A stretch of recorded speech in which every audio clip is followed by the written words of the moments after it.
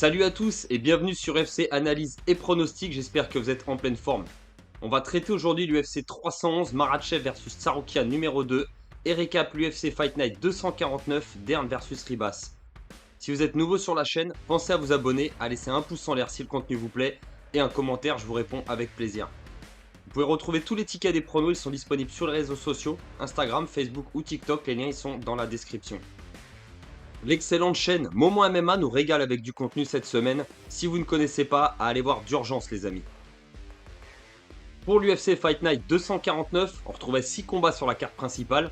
On commençait en welterweight avec Soriano qui a surpris Medic dès l'entame du combat. Uros a fait l'erreur de reculer en ligne et il s'est fait toucher durement. Il a perdu le combat au bout d'à peine 30 secondes par KO. Je voyais malheureusement le Serbe l'emporter, ça n'a pas été le cas. On avait ensuite catégorie featherweight le jeune prodige Christian Rodriguez opposé à un encore plus jeune talent invaincu qui débutait Austin Bashi. Rodriguez a dominé un adversaire qui était assez au final unidimensionnel grâce à sa défense de takedown impeccable et comme je le pensais il a mis la pression en striking et remporté la victoire par décision unanime. Il n'était pas donné favori par les bookmakers avec une magnifique cote à 3,10 donc cette victoire a vraiment fait plaisir.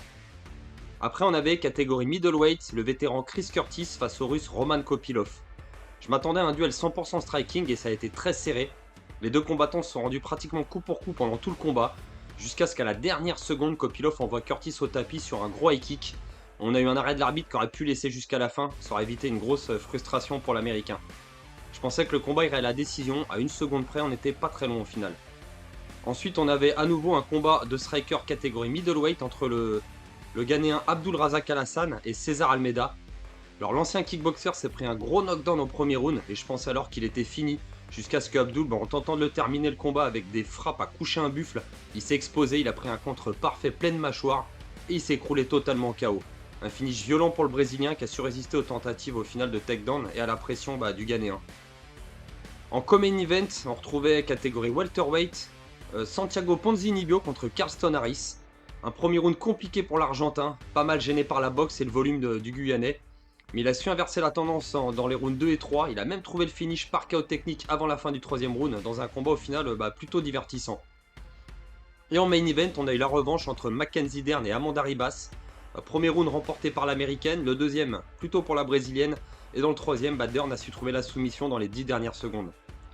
Donc un petit événement qui paye pas de mine sur le papier mais qui a été finalement vraiment divertissant avec plusieurs finishes spectaculaires. Donc on termine à 3 sur 6 cette semaine avec le KO surprise de Soriano, que je n'avais pas vu venir, et la défaite d'Abdul, que je vous avais conseillé de tenter pour la belle cote, mais c'est malheureusement pas passé. Et pour le main event, comme je l'avais dit, je ne l'ai pas joué. Mais j'ai rentré de beaux combinés, dont un avec une cote totale à 7 grâce à Christian Rodriguez et Ponzinibbio. Les tickets sont disponibles sur les réseaux sociaux pour ceux qui veulent éventuellement aller jeter un coup d'œil. L'UFC 300 se tiendra le 18 janvier, dans la nuit du samedi au dimanche, et on retrouve 5 combats à la carte principale. On retrouve en premier combat catégorie middleweight Kevin Holland contre Reiner Derrider. Kevin Holland il est américain, il a 32 ans, 26 victoires pour 12 défaites. Sur les 26 victoires, 14 finishes par KO ou KO technique, 8 soumissions et 4 décisions. Pour ses 12 défaites, il a perdu 2 fois par KO technique, 3 fois par soumission et 7 fois par décision. Son dernier combat, c'est une défaite par KO technique où il s'est blessé lors de son affrontement contre Roman Dolidze au mois d'octobre 2024. Il est donc opposé à Reiner Derrider. Derrider, il est hollandais. Il a 34 ans, 18 victoires pour 2 défaites. Sur les 18 victoires, 4 finishes par KO ou KO technique, 12 soumissions et 2 décisions. Pour ces 2 défaites, il a perdu 2 fois par KO technique. Son dernier combat, c'est une victoire par soumission contre Gerald Meerschaert au mois de novembre 2024. Pour les cotes, on retrouve très légèrement favori le Hollandais avec une cote à 1,80 et une cote à 1,90 pour Kevin Holland. Alors pour le combat au sol, Reiner n'est pas un gros lutteur mais il a d'énormes qualités en grappling. Il est capable de finir un combat par soumission, ce sera son point fort je pense dans ce combat. Kevin lui il est aussi ceinture noire de jiu-jitsu brésilien et sa défense en lutte elle n'est pas mauvaise mais elle n'est pas excellente non plus. Pour le striking par contre il aura nettement l'avantage sur Derrider. Le Hollandais, on l'a vu dans son combat contre le très bon grappleur Gerald Meerschaert que sa défense en boxe a laissé à désirer. Ses déplacements, c'était pas terrible, il avait tendance à pas mal reculer en ligne et à s'exposer. Il devra donc être prudent contre Holland et tenter de chercher le sol rapidement s'il veut pas finir KO. Kevin, lui, qui s'est blessé lors de son dernier combat contre Dolidze, ça peut laisser des doutes sur son état de forme. Après, j'ose espérer qu'il a pris le temps de revenir au top. Je pense que si le combat va au sol, ça peut être difficile pour l'Américain de s'en sortir. Il a déjà été soumis, bon après il faut s'appeler Khamzat Chimaev ou Brendan Allen pour y parvenir. Pour le striking, j'ai des doutes sur la qualité des déplacements du Hollandais. Les deux, ils auront une clé pour la victoire, et je vois Kevin capable de dominer debout, d'imposer son rythme, et surtout, j'espère, d'éviter le sol et les éventuelles soumissions si jamais De Ridder parvient à placer un takedown. Mais l'Américain, il a une plus grosse expérience au plus haut niveau, je pense que ça pourrait faire la différence. Alors c'est très serré, mais je vous conseille de choisir Kevin Holland, mais prudence, car la victoire peut aller d'un côté comme de l'autre. On retrouve ensuite en deuxième combat catégorie lightweight, Beneil Dariush contre Renato Moicano. Dariush, il est américain, il a 35 ans, 22 victoires pour 6 défaites. Sur les 22 victoires, 5 finishes par KO technique, 8 soumissions et 9 décisions. Pour ses 6 défaites, il a perdu 5 fois par KO technique et 1 fois par soumission. Son dernier combat, c'est une défaite par KO contre Arman Tsarukyan, c'était au mois de décembre 2023. Il est donc opposé à Renato Moicano. Moicano, il est brésilien, il a 35 ans, 20 victoires pour 5 défaites. Sur les 20 victoires, 2 finishes par KO technique, 10 soumissions et 8 décisions. Pour ses 5 défaites, il a perdu 3 fois par KO technique, 1 fois par soumission et 1 fois par décision. Son dernier combat, c'est une victoire par KO technique contre Benoît Saint-Denis au mois de septembre 2024. Pour les cotes, on retrouve favori le brésilien avec une cote à 1,51 et une cote à 2,38 pour Beneil Dariush. Alors Beneil et Renato sont des lutteurs assez corrects, ceinture noire de jiu-jitsu brésilien tous les deux. Ils ont un profil assez similaire, mais pour Dariush, sa lutte est quand même meilleure en attaque qu'en défense. Renato, lui par contre, il est plus dangereux sur le dos, capable de soumettre depuis la garde. Pour le striking, ils ont aussi un style similaire en Muay Thai. Je donnerai à nouveau un léger avantage aux Brésiliens. Dariush, il a subi 2 grosses défaites par KO et KO technique. Après, contre le top du top, Charles Oliveira et Arman Tsarukyan, mais je l'ai trouvé assez lent lors de ses derniers combats. C'était pas le Beneil qui avait mis KO Drakkar Klose en 2020. Peut-être son prime commence à être derrière lui. Il avait quand même enchaîné 8 victoires d'affilée de 2018 à 2022, jusqu'à ses 2 revers au final. On parlait même de lui face à Makhachev à un moment, jusqu'à ce que Oliveira vienne lui briser la hype.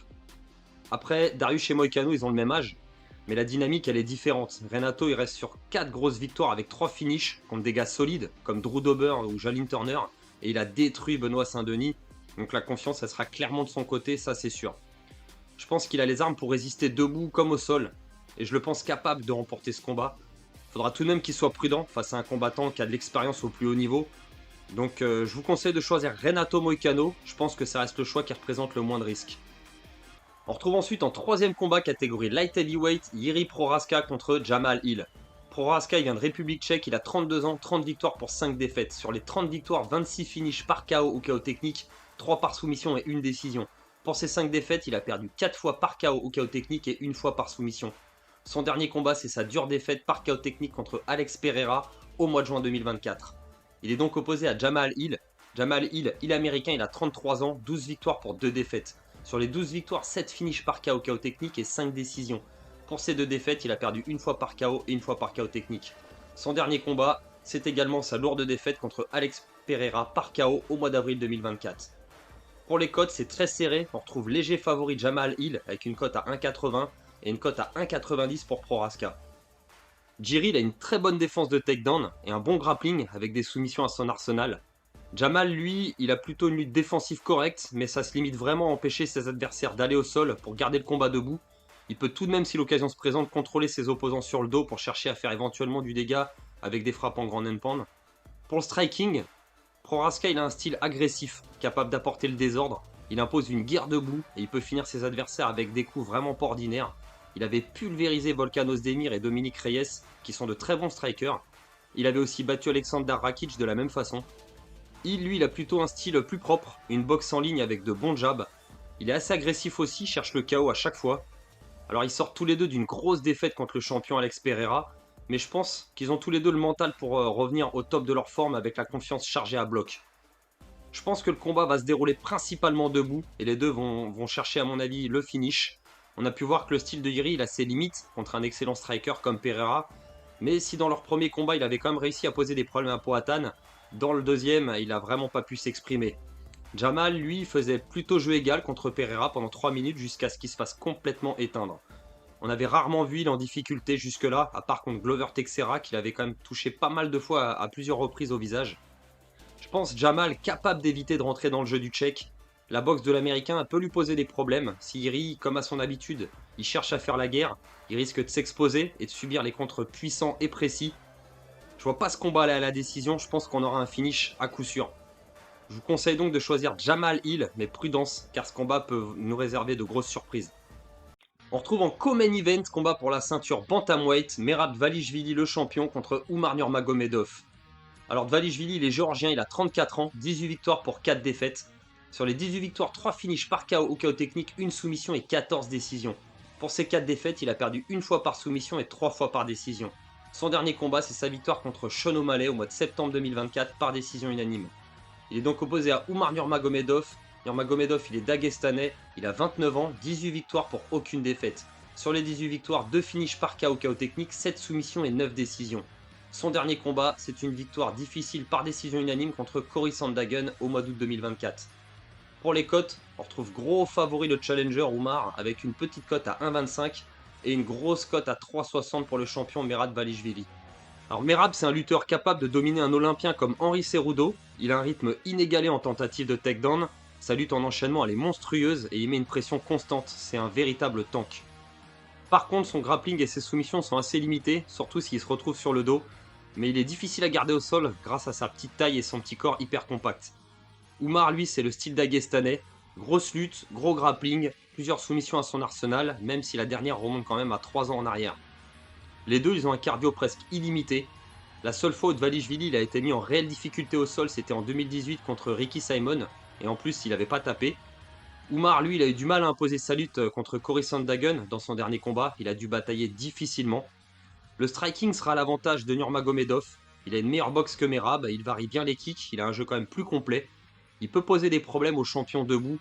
Le Géorgien, lui, repose surtout son striking sur de gros crochets larges. Quelques kicks parfois, mais pratiquement pour ensuite aller chercher le takedown. Il s'était néanmoins très bien déplacé face à O'Malley. Il avait réussi à annuler le striking d'un Sean vraiment trop timide, trop hésitant. Donc les deux vont venir en pleine confiance. Merab en tant que champion sur 11 victoires d'affilée, sûr de son niveau. En plus, il s'entraîne avec Aljamain Sterling et il a l'air de plus que prêt à en découdre. Umar, lui, il s'entraîne avec Islam Makhachev et Khabib Nurmagomedov. Il a ce qu'il y a de mieux pour être préparé mentalement et physiquement. Ça va être un combat de très haut niveau. Et je donne un léger avantage à Umar, plus complet quand même sur le papier. On sait qu'il veut la ceinture, il est déterminé à repartir avec. Mais est-ce qu'il va être capable d'imposer son style face à un monstre comme Merab? José Aldo et Petr Yan, ils ont parmi les meilleures défenses de takedown. Et ils avaient quand même réussi à résister tant bien que mal, mais ils ont quand même au final tous les deux perdu. Donc soit Merab va réussir à lutter, imposer sa puissance et son rythme pendant 25 minutes en annulant le striking du Dagestanais, soit Umar peut réussir à le contrer avec son grappling, éventuellement trouver la soumission avec un bras-tête ou un étranglement arrière. Au vu de sa cote beaucoup trop basse, choisir le favori là, ça n'a pas trop de sens. Le combat risque d'être bien plus serré que ce que les bookmakers veulent nous laisser croire. Je pense sincèrement que les deux ils ont les armes pour remporter l'affrontement, donc mieux vaut tenter un simple sur Merab. Je pense que ça vaut le coup de miser sur le champion, même s'il est moins complet que Umar. À ce niveau-là, sa lutte peut quand même faire la différence. Donc je vous conseille de choisir Merab Dvalishvili pour éventuellement tenter un simple sur sa cote. Ça vaut le coup de prendre le risque, mais restez raisonnable. Et on retrouve en main event, combat pour la ceinture lightweight, le champion Islam Makhachev contre Arman Tsarukyan. Makhachev, il est dagestanais, il a 33 ans, 26 victoires pour une seule défaite. Sur les 26 victoires, 5 finishes par KO technique, 12 soumissions et 9 décisions. Sa seule défaite, elle a été par KO. Son dernier combat, c'est une victoire contre Dustin Poirier au mois de juin 2024 par soumission. Il est donc opposé à Arman Tsarukyan. Tsarukyan, il est arménien, il a 28 ans, 22 victoires pour 3 défaites. Sur les 22 victoires, 9 finishes par KO technique, 5 soumissions et 8 décisions. Pour ces 3 défaites, il a perdu une fois par KO technique et 2 fois par décision. Son dernier combat, c'est une victoire par split decision contre Charles Oliveira au mois d'avril 2024. Pour les cotes, on retrouve gros favori le champion Islam Makhachev avec une toute petite cote à 1,22 et une grosse cote à 3,85 pour Tsarukyan. Le sol de Islam, c'est un des plus complets de l'UFC. Son grappling, il frôle l'excellence. Il a aussi de superbes projections de judo, avec un timing impeccable et un jeu de soumission plutôt très varié. Arman, lui, c'est aussi un des meilleurs lutteurs de sa division, mais il a quand même tendance à prendre des risques sur sa façon de plonger en takedown. Il s'est déjà exposé plusieurs fois à des tentatives de soumission, et sa défense en lutte, elle présente quand même des failles au plus haut niveau. Dans leur premier combat, qui avait déjà été exclusivement au sol, ils avaient montré un grappling de classe mondiale avec des scrambles de malade, et c'était il y a déjà 6 ans. Ils ont nettement développé leur jeu au sol depuis, mais avec l'enjeu, le combat il sera peut-être moins ouvert que le premier. Le striking de Islam, il a énormément progressé, sa seule défaite par KO remonte à déjà 10 ans. Il a depuis démonté plusieurs strikers d'élite comme Charles Oliveira, où il avait été vraiment magistral. Il avait été aussi poussé dans ses retranchements lors du premier combat contre Alexander Volkanovski, mais il a fait disparaître les doutes pendant la revanche et il a tenu tête à Dustin Poirier debout, qui est sûrement le meilleur boxeur chez les lightweights. Armand, lui, il a progressé aussi, c'est certain, mais je pense qu'il est toujours un cran en dessous de Makhachev, avec par contre peut-être plus de puissance dans les points. Mais il avait quand même souffert face aux attaques de Charles Oliveira et il avait même dû abandonner son game plan après la tentative de soumission. Mais Armand, il avait aussi été mis en difficulté face à Mateusz Gamrot. Donc même si tout est possible en MMA, à ce niveau de compétition, je pense que Islam il reste légèrement un cran au-dessus. Le champion il est trop appliqué pour aller faire une erreur. Et je pense pas qu'Armand soit capable de lui prendre la ceinture. Je vois une décision pour le Dagestanais, après un combat quand même à mon avis très disputé. Donc je vous conseille de choisir Islam Makhachev. Je pense que c'est le choix le moins risqué. La cote par contre elle est beaucoup trop basse. Ce sera éventuellement pour des combinés avec Kevin Holland, Renato Moicano ou Jamal Hill. Voilà les amis, j'espère que ces pronostics vont être bons, qu'il ne va pas y avoir de changement ou d'annulation de combat d'ici samedi. Si jamais ça se produit, je mettrai comme d'habitude les pronos en commentaire épinglé. On se retrouvera début février pour l'UFC Fight Night 250, Adesanya versus Imavov. On aura également Sharapoutin Magomedov contre Michael Venom Page sur la carte et Sergei Pavlovich contre Jairzinho Rozenstruik. Il me reste plus qu'à vous dire de faire très attention avec les paris sportifs, c'est dangereux et risqué.